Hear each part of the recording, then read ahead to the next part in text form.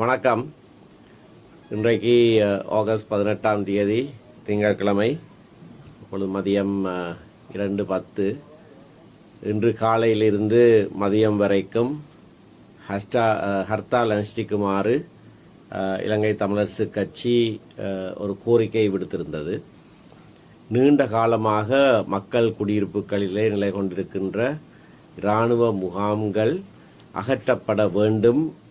அப்படியாக அகற்றப்படாமல் மக்களுடைய இயல்பு வாழ்க்கையோடு அவர்களும் இரண்டர கலந்து வாழ்கிறது எவ்விதமான பின் விளைவுகளை தொடர்ந்து ஏற்படுத்தி கொண்டிருக்கிறது என்பதற்கு ஒரு உதாரணமாகத்தான் சில நாட்களுக்கு முன்னர் முத்தையன்கட்டு குளத்திலே ஒரு இளைஞன் மரணமான சம்பவம் இடம்பெற்றிருந்தது.